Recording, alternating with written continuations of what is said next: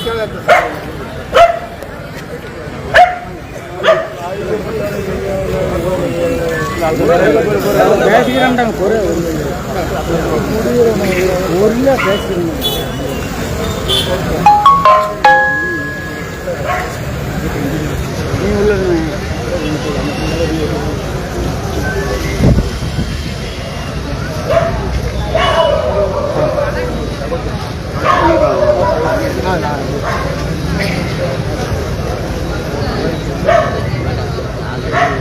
Okay.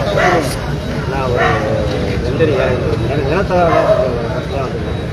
Sir எனக்கு விசாரிக்கும் போது கூட இந்த பிரச்சனை ஏதாவது என்னால் கோர்ட்டில் பார்த்துக்காங்க அப்படின்னு அனுப்பி சார் இது வாங்கிட்டு அடுத்த 1 வாரம் கழிச்சு இன்ஸ்பெக்டர் சார் வரக்கணும் அப்படின்னு போட்டுலாம் அப்போது நான் வந்து காலில் கொஞ்சம் அடிபட்டுருக்கேன்.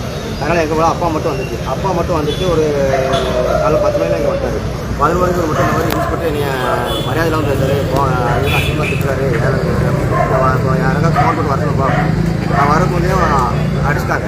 அப்பா அடிச்சிட்டாங்க அப்படின்னு எங்கள் அப்பா நான் செத்தெல்லாம் அங்கே வர மாட்டேன் அப்படின்னு உள்ளே தான் இருந்தார். கை குழந்தை ஒரு 3 வயசு பையனும் எங்கள் அப்பா கூட ராயபுரத்தில் வந்ததுக்கப்புறம் ஒரு எஸ்ஐ என் கையில் பிடிச்சி கொடுத்தாரு 1 வாரம் கழிச்சு. இப்போ என்னன்னா இன்ஸ்பெக்டர் சார் பணம் வாங்கிட்டு அந்த இடத்துல வந்து பார்க்க கூட செய்யலை. என்ன பிரச்சனை ஏது பிரச்சனை எதுவுமே அவருக்கு தெரியாது. ஏதோ 4 நாளாக எஸ்ஐ சார் விசாரிச்சாரு, அவர் விசாரிக்கல. எடுத்தோடனே இன்ஸ்பெக்டர் வர்றாரு, வந்தோடனே இந்த பிரச்சனை வேறு ஊரில் வந்து ஏன் பிரச்சனை என்ன பிரச்சனை அந்த இடம் எந்த இடத்துல இருக்குது எதுவுமே கண்டுக்கிறாம அடிஸ்டாப்ல. இப்போ என்ன பிரச்சனை எங்களுக்கு எங்கள் அப்பா சாவுக்கு முழுக்க 100% இன்ஸ்பெக்டர். இதில் பாதி இன்னொருத்தர் ரைட்டுன்னு ஒருத்தர், அவர் பேர் எனக்கு சரியாக தெரியல, அவரும் சேர்ந்து தான் அடிச்சிருக்காரு. இப்போ இந்த சாலை மறியலுக்கு என்ன ரீசன், உங்க கோரிக்கை என்ன? அப்பா வந்து பார்த்தீங்கன்னா மருந்து இங்கே வச்சு குடிச்சிருக்காரு. எங்களுக்கு யாருக்கும் தெரியாது. நாங்களாம் வெளியே இருந்தோம், அவரை வேலையை பார்த்துருந்தோம். ஸ்டேஷன்ல இருந்து எங்களுக்கு போன் எங்கள் வீட்டுக்கு போன் வந்துருக்கு. போன் வரல, இந்த மாதிரி உங்கள் வீட்டுக்கார மருந்து ஒரு ஹாஸ்பிட்டல் சேர்த்துருக்கோம், நீங்கள் வந்துருங்க அப்படின்னு சொல்லி எங்கள் அக்காவுக்கு எங்கள் அம்மாவுக்கு ஃபோன் பண்ணிருக்காங்க. அவங்க வந்திருக்காங்க. நான் வெளியூர்ந்து வந்து நான் நேரம் தென்காசி தான் வந்தேன்.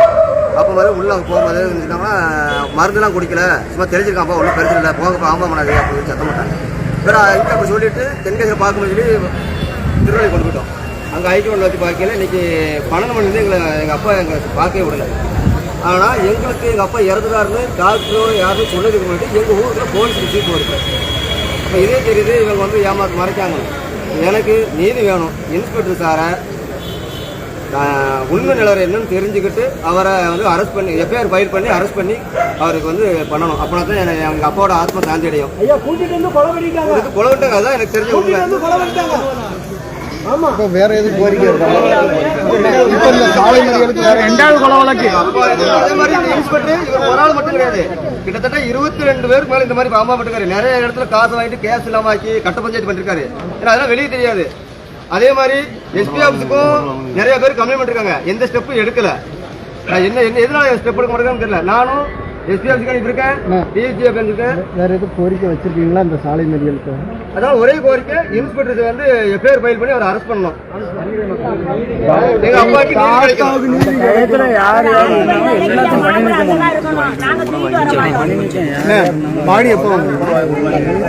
நாங்க வந்து எங்க அப்பாவை சித்திரவதை பண்ணி அவமானப்படுத்தி கொண்ட இன்ஸ்பெக்டரை அரெஸ்ட் பண்ணா மட்டும்தான் நாங்க வாங்குவோம். நீதி கிடைக்கிறது நாங்க வாங்க மாட்டோம். என்னன்னா சாவத்துட்டு இந்த இடத்துல உட்காந்து பச்சை தண்ணி குடிக்காம செத்துறோம். தகவல் தெரிஞ்சாலும் எங்களுக்கு நாங்க ஆஸ்பத்திரி வெளியே நிற்கும், எங்களுக்கு தெரிஞ்சு கொண்டு போலீஸ் ஸ்டேஷனுக்கு எப்படி தெரிஞ்சு என்ன பண்ணாங்க? அங்க வந்து பாதுகாப்பு இருக்காங்க, எங்களுக்கு எந்த பாதுகாப்பும் இல்லை. பேரு அப்பா பேரு என் பேரு இசைக்கரு.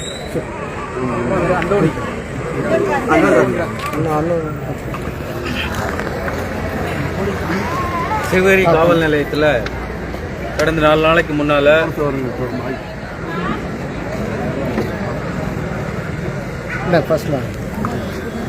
சிவகிரி காவல் நிலையத்தில் சில தினங்களுக்கு முன்னால நம்ம இந்த வாசுதேவநல்லூர் ஒன்றியத்தைச் சேர்ந்த ஒரு ஏழை விவசாயி அடித்து துன்புறுத்தப்பட்டதாகவும் அவமானப்படுத்தப்பட்டதாகவும் நியூஸ்க்கு எடுக்கணும்னே. அதனால அவர் மருந்து குடிச்சு ஆஸ்பத்திரியில் இருந்தாலும் தகவல் வந்திருக்கு. இன்னைக்கு சமூக வலையத்தில் எல்லாம் போய்கிட்டு இருக்கு. இன்றைக்கு அந்த விவசாயி மருத்துவமனையில் உயிரிழந்திருக்கிறார். அவர் அந்த காவல்துறையோட அத்துமீறல் நிகழ்ச்சி இதனாலதான் நடவடிக்கையினாலதான் அவங்களோட துன்புறுத்தினால தான் ஒரு அப்பாவி விவசாயியோட உயிர் போயிருக்கு அப்படிங்கிறது இங்க குற்றச்சாட்டு இருக்கு. இந்த குற்றச்சாட்டை தமிழக அரசு விரைவாக விசாரணை செய்து பாதிக்கப்பட்டவங்களுக்கு நீதியும் நிவாரணமும் கிடைக்கணும். அதுக்காகத்தான் பாரதிய ஜனதா கட்சி தென்காசி மாவட்ட நிர்வாகிகள் இங்கே விவசாயிகளோட, இந்த பாதிக்கப்பட்ட பெண்களோட, அவங்க குடும்பங்களோட இந்த இடத்துல இங்கே நிற்கிறோம். இங்கே குற்றஞ்சாட்டப்படுற அந்த போலீஸ் காவல் அதிகாரி முரளிதரன் மேல ஏற்கனவே பல குற்றச்சாட்டுகள் அவர் மேல இருந்திருக்கு. வாய்மொழி குற்றச்சாட்டுகள் இருந்திருக்கு. ஜாதிய ரீதியாக அவர் மக்களை ஏளனமாக பேசியதாகவும் துன்புறுத்தியதாகவும் ஏற்கனவே பல முறை வாய்மொழியா குற்றச்சாட்டு வந்திருக்கு. திரும்பவும் இங்க எந்த மாதிரி அவர் பேசிக்கிட்டதாகவும் குற்றச்சாட்டு இருக்கு.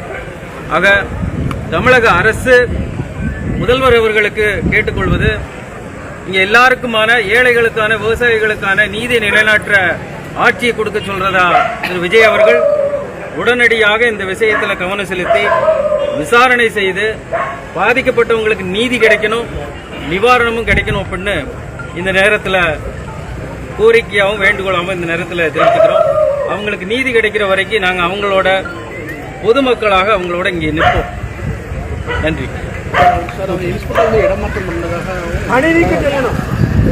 பணி நீக்கம் செய்யணும்.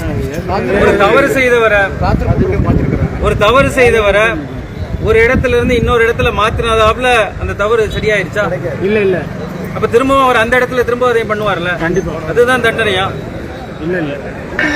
தண்டனை என்னங்கிறது சட்டம் முடிவு பண்ணட்டும். ஒரு பணி இடம் மாற்றுறதுனால அவருக்கு சரியா போச்சு அப்படின்னா குற்றங்கள் இங்க தொடர்ந்து நடந்துகிட்டு தான் இருக்கும். காவல் நிலையங்கள் எதுக்கு? மக்கள் பாதுகாப்பான இடம்னு வராங்க. அங்க மக்களுக்கு பாதுகாப்பு இல்லைன்னா அப்புறம் எதுக்கு காவல் நிலையம்? சிசிடிவி ஃபுட்டேஜ் இருக்கு. அதுல எந்த டெலிஷனும் இல்லாம அதை தரவா ரிவ்யூ பண்ணி என்ன நடந்துச்சோ அது உண்மை மக்களுக்கு இங்க வெளியில வரணும். என்ன